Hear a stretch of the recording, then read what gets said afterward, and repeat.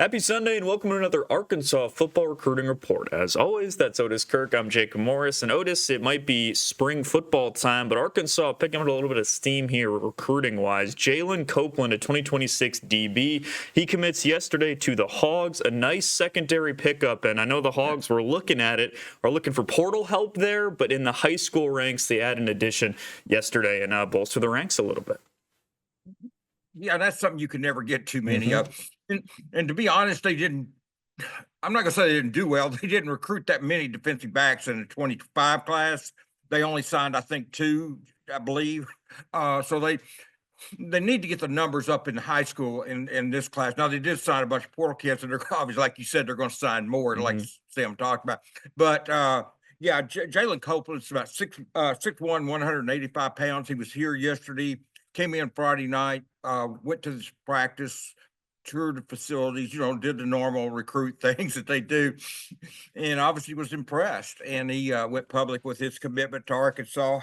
He's he helped them to a 9-3 record this year, 21 tackles, 2 interceptions, 8 pass breakups. And here's the thing about Jay. I don't know why he's a 3-star, because he's got 40 offers. He's got 40 offers. So I don't know if that doesn't equal. I don't know if 40 offers doesn't equal. I never had 40 offers. People offer me to get off the TV. They'll give me money. That'd be the only 40 offers I'd ever get. But no, he's 3-star, high 3-star with 40 offers. Chose Arkansas over Penn State and a lot of other schools. Basically everybody. When you have 40 offers, that's half the country. Chose the Hog. But what I was going to say about him, he's 6'1", 185. He is a corner, but he can also play safety or hog if he needed to. He's big enough and probably will grow more and versatile enough to play other positions if he needs to, Jacob. Now, you want to start him out at corner, and if and then it's easier to move from corner back than to move back in the second back into the corner. But he's capable of playing everywhere. He's got good size and very highly recruited, and it's a great pickup for Arkansas. That gives them 10 commitments in the 25 class, or I'm sorry, 26 class. And he just, like I said, I think the biggest thing about him, he's versatile. He's got good size. He's talented. He had a lot of tackles, helped him. He's a winner, 9-3 record with Valdosta, Georgia. And so that's a good pickup. Marcus Woodson, been recruiting him for quite a while for Arkansas.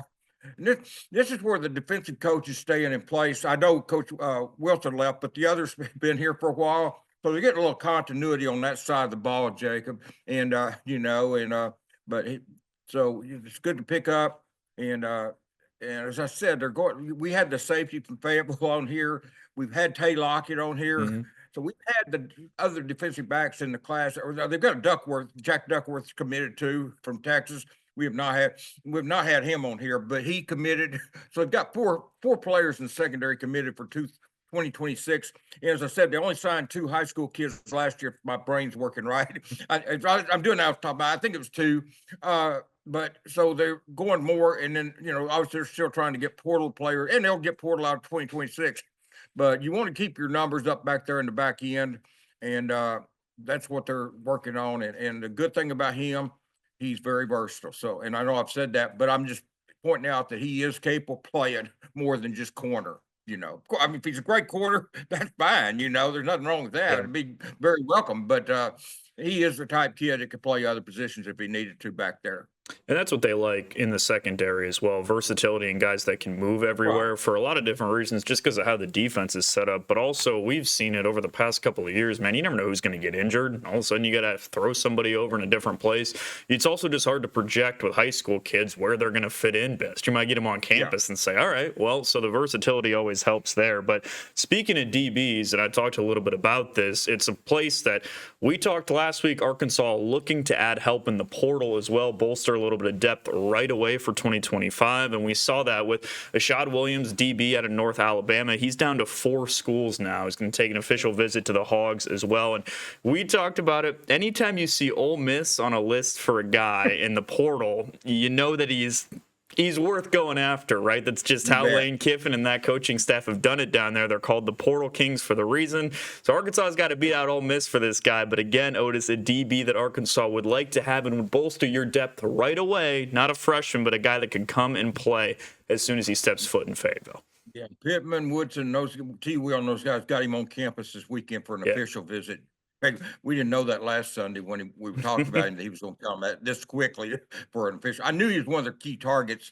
Obviously he's a grad transfer, so he can go and take visits and get in the portal, whereas the rest of them will have to wait about another month or so. I believe another month, roughly about a month until they can enter the portal. But being a grad transfer, he can go. He's from North Alabama, for anybody who doesn't know. He's 6'2", 178 pounds. There again, cornerback, defensive back, just there again, a kid big enough to play other positions, other than probably play anywhere back there in the secondary that they need him to play. And he can play all four. Kansas and Purdue are the other two schools you mentioned. Ole Miss, obviously Arkansas is one of the four. So, Barry Odom trying to steal a recruit from the Razorbacks, dang guy. But no, and then Kansas is in there. But yeah, honestly, you may expect this to come down to Arkansas Ole Miss battle like a lot of them do. And that's kind of what I think. But then again, Arkansas did get him on campus. They got that official visit. And so we'll see how this turns out. But defensive back is going to be a priority for 26, just like it was for 25. And getting the high school kid earlier, and now you bring him in too. If you can get him to commit and sign with them, he'll get here, So just they want to stock up back there. They're a little low numbers back there, after the transfer portal hit them. And Sam talked about that. The defensive tackles, inside of the defensive line, the back or the whole secondary, you're a little short on numbers there. And you want to get away from that. You want to be where you're not short on numbers back there. And Rashad Williams is a type player that can really impact the team. He had 22 tackles, or I'm sorry, he had 26 tackles this year, 24 tackle unassisted, 2 tackles for loss, and 2 interceptions, a sack, and a quarterback hurry this season. He had similar numbers as in 2023 at North Alabama. He had 22 tackles, forced fumble, 5 pass breakups. So he's kind of been consistent there in the 20, 25 to 30 range in tackles. Shows you got a nose for the football, not afraid to hit somebody. And that's what they like back there in the secondary. And so, yeah, he'd be a great pickup. It's going to be a battle to get him, but you got that official visit. Now he will go to other places. And I'm sure listen to their NIL offers, let's be honest. Listen to the NIL offers of the other schools and see what happens. But Arkansas, he had a good visit here, and that's all you can do. You can get them on campus, you host them, you make a good offer to them, and show them where they can play, how they can help you, how they can contribute. This is a kid that doesn't have 5 years left to play, 4 years, so he wants to go where he can not kind of know what's going on, know how he's going to be used, the situation, would there be a position for him, a position of need, and that's definitely the case at Arkansas. So we'll see how this works out, but Arkansas is certainly making a point to try and get him, and that's all you can do at this point. And so we'll assess, time will tell on this one, but he is down to 4 schools, and Arkansas got the first visit, so we'll see if that way. I like the first or last visit, and you don't always get that. Sometimes you get the one in the middle or something. And any visit's better than none at all. But I like the first one or the last one, Jacob. And the risk you run with the last one, I like it if they keep it. The risk you run with that last visit is they get tired of it's fun. First visit, you get wine and dine, you get told how great you are, you get to eat all you want. It's fun, but after a while it wears on you, and you say, I just want to get this over with, and you make a decision, so you end up not taking that last visit. That's the risk. Now, if they keep that last visit, it's great to get that visit, the last one. So, but I do like the first or last. So, and they got the first, so we'll see if it pays off on this one. But I think it will, but we'll see. I really think it's going to come down to Arkansas and Ole Miss on them. But Purdue and Kansas, they've got the points, and they'll have a chance. And Purdue, Barry Odom's a new coach up there, at Purdue. I'm sure he's wanting his players in there, and I'm sure he'll sell that side of the argument to Williams. That, hey, I'm bringing in my players. We need help. You can help us immediately. And he's good enough. He's going to help in the 4 schools he goes to. So he doesn't have to go to Purdue to be or anywhere to play to be needed. He is good enough to play at any of the 4 schools, recruiting him in other schools as well. They just didn't make the cut. Otis, I'll tell you what, I think in this transfer portal world we live in, Razorback fans would really like to win one over on Ole Miss. I'll tell you that. Oh, yeah. With all the Rebels have pulled on the Hogs. And to be fair, remember, Kavion Broussard is the offensive lineman. Arkansas did get him from Ole Miss, but man, it's been rough in terms of the names that have gone from Fayetteville to Oxford. But that's a conversation for another time, regardless. Ashad Williams, a DB that Arkansas would really like to add in this spring window here. But let's shift back to the. Feel good. It would feel good, Jacob, if they got him. I guarantee you. Arkansas would probably do a little celebrating on that one. It'd take the sting off of some of the others. Yeah. Well, yet to see, but obviously a DB Arkansas would like to add. But let's shift back to high school real quick. Bryce Gilmore, an offensive lineman, also was at Arkansas this weekend. Texas guy, and again, a guy with all types of offers. Class of 2026, Auburn, Florida State. I mean, you could list the entire country basically. So he's at Arkansas over the weekend, and again, we've seen Coach Mateos just continually, time and time again, work on this offensive line high school recruiting aspect, and he seems to be doing it again here with Gilmore. Yeah, one thing I will say about he and Copeland, they will both be here May the 30th through June the 1st for an official visit. Yeah. Both those, Gilmore and Copeland. I forgot to mention that on Copeland earlier. Sorry about that. But Bryce, I tell you what, Jerry and I were going inside yesterday to the press conference from the football practice, and Bryce Gilmore walked by us, and Jerry's mouth kind of flew open. I said, "That's Bryce Gilmore." I said, "He's I wanted to joke, say he's a running back or something, but he knew he's an offensive lineman. Boy, he's big, Jacob. He looks the part. Bryce does. I mean, he walked right by us. He was with he was with the coach. I don't remember. It wasn't obviously one of the on-field coaches because they were out there coaching at the time. But he was with someone, and so I mean, and we're not supposed to talk to him, so I obviously didn't speak to him. But he just looking at him, man, he looks the part. That's the first time I'd seen him in person, and right up against us, walking by, and he towered over both of us. Not that we're huge people, but he towered over us. But he is great looking, as you said. He's got a million offers, can go anywhere he wants to. Prosper, Texas, but a 4-star recruit, and but he's the type of kids. If you get him, he probably is a threat to play early in his career, even out of high school on the offensive line. I don't see him taking much time to develop. He's kind of like some of the guys that made quick impacts in Arkansas, and he there again, it wouldn't even necessarily be a position of need. It'd just be he's that good. And so I see him contributing as a true freshman wherever he goes. If he doesn't, I'd be surprised.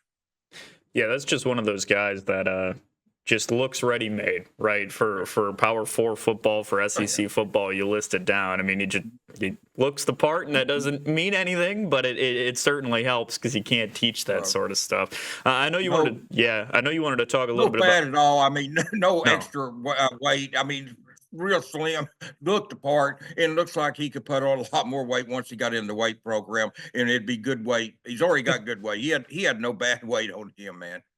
Unlike me. Hey, that'd be a heck of an ad for Coach Mateos and the staff. Something to monitor. I know you want to talk a little bit about Tay Lockett, the 2026 safety. Just interesting in general from the standpoint. I always forget, Otis. I mean, August of 2023, he committed. It feels like forever ago because it was. But Tay Lockett as well for the Hogs in that 26 class, important priority. Yeah, first commitment, first one. Yep.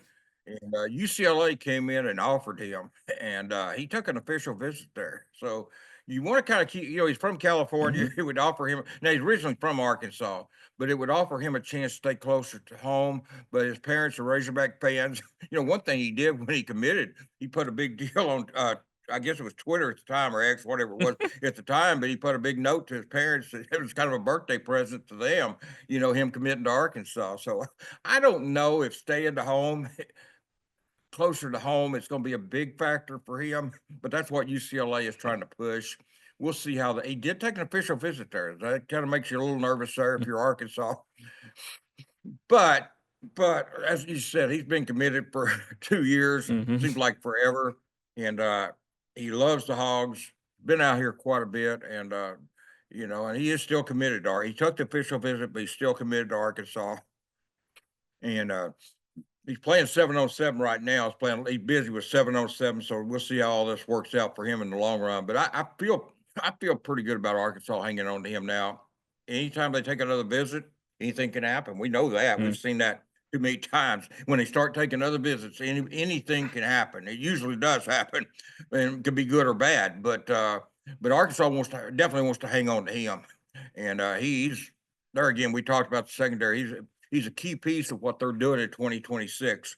And you had him, and you had the big kid from Georgia, the offensive lineman, that committed and then went to Michigan. So you don't want to lose Tay too. So and so we'll see how it plays out in the end. But I if I bet right now, I still think he signs with Arkansas in December. But like I said, man, when they start taking other visits, you never know for sure. So we'll see how in the end. But I do feel he'll still sign with Arkansas. Maybe that's wishful thinking. I don't know what it is, but I I know, like I said, if it was a deal of staying closer to home and his parents were not Arkansas fans, that would Yeah. make a difference in my opinion.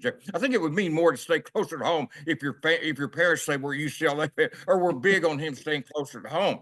But they were, like I said, he'd be birthday present to them to commit to Arkansas. So I think with that, that's what makes me feel like he'll keep his commitment to Arkansas. Time will tell, Time will as it tell. does with everybody.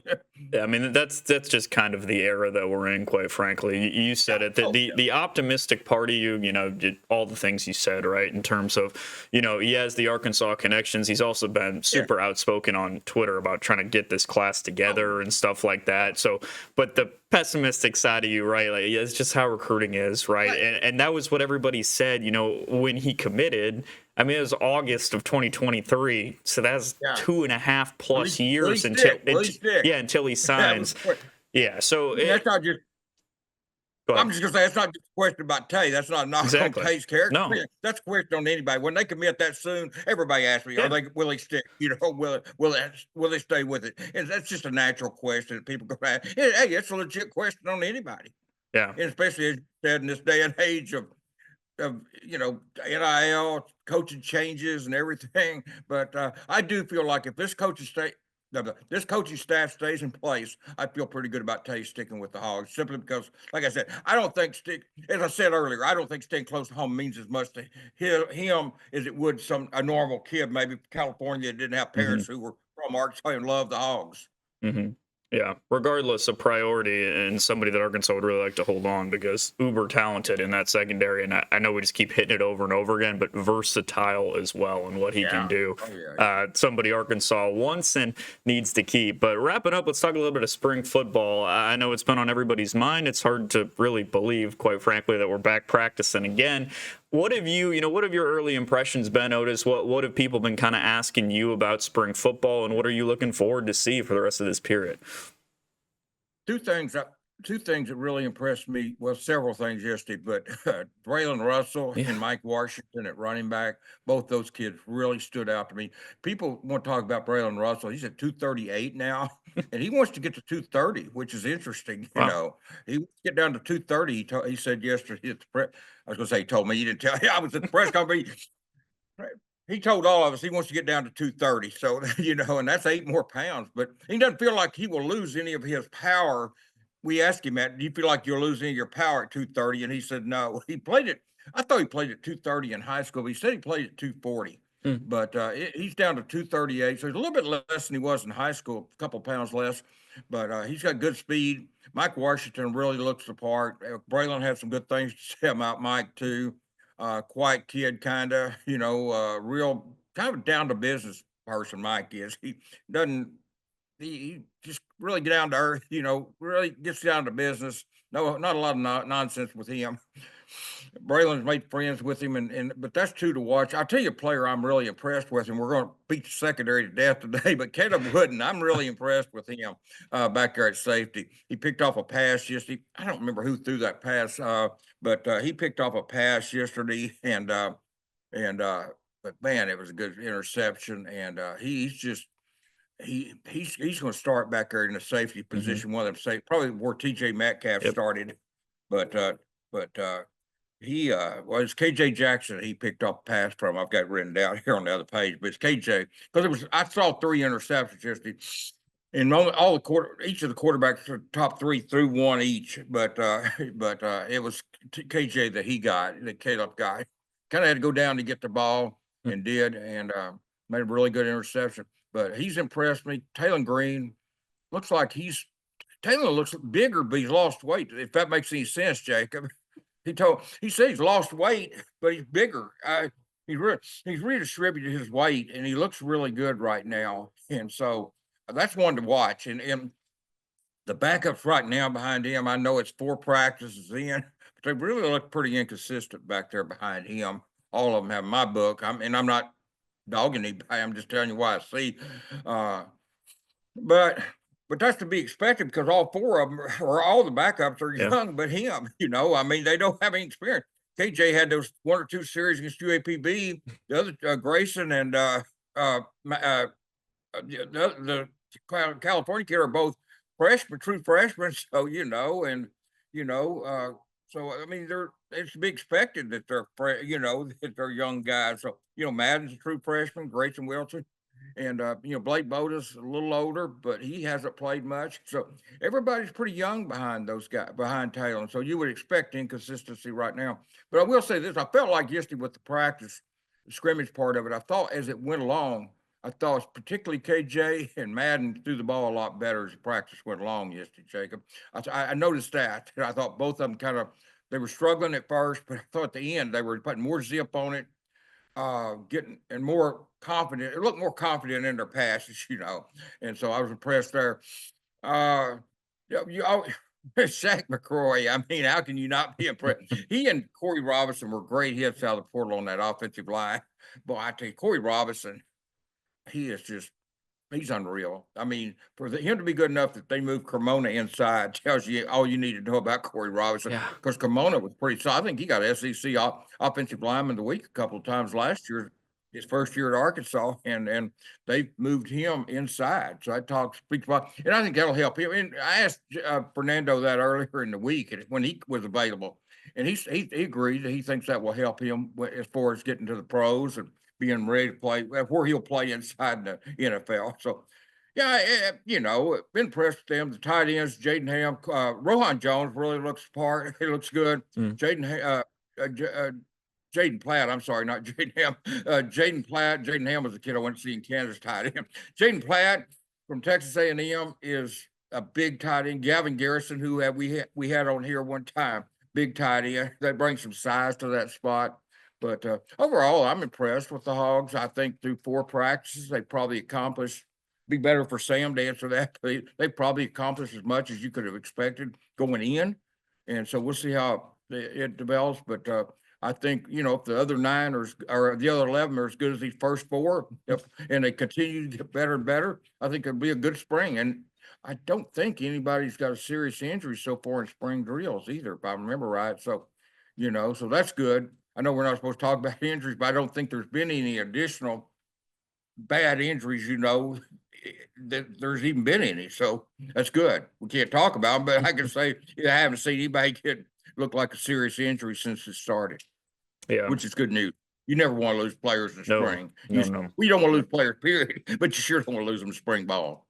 No, but I think you're right. That's what's fascinating about spring football, just from the standpoint that you get a look at all of these position battles and just kind of ideas that you really don't have any idea about going into spring, and you get to first chance to look at a lot of these guys. And I think you're exactly right on the quarterback front, right? I mean, it's when you talk about Grayson and Madden, is that, well, they're taking their first snaps against D1 competition, right? So you got to give them time to come along. And it was great that you mentioned Caleb Wooden specifically, because we beat it to death. But when you go get a guy like that in the portal, you're not getting a guy like that to be a backup. You're getting a guy like that to play a starting and meaningful role for you. Started in the SEC at his previous school. Yeah. He started there in the SEC. So, you're not bringing him to be a backup. He's not going to be one. And he'll take TJ's place back there, and hopefully he plays as well as TJ did, because TJ was a very good player for the Hogs. But anyway, I love Wooden. He's a great kid, too. I can't wait till they bring him in the interview room. I was talking to Kyle, the SID director, about him yesterday or Friday or Thursday, I guess it was, about how good a talker he is and stuff. And and I'm anxious for him to come in the room because I think everybody would really like to talk to him because he's a very good talker. Just good to talk, great interview, and we'll see how. But yeah, he didn't come in to back up anybody, and barring an injury, Caleb will be starting against Alabama A&M when they line up down there in Razorback Stadium in the first game. It's about 5 months away. It's crazy to me. But regardless, much more spring football to come this week and in the coming weeks as well. Got Pro Day tomorrow as well. So get a look at a couple of those guys, again, looking to play at the next level. But that's going to do it for this week's Arkansas Football Recruiting Report. As always, that's Otis Kirk. I'm Jacob Morris. We'll talk to you next week.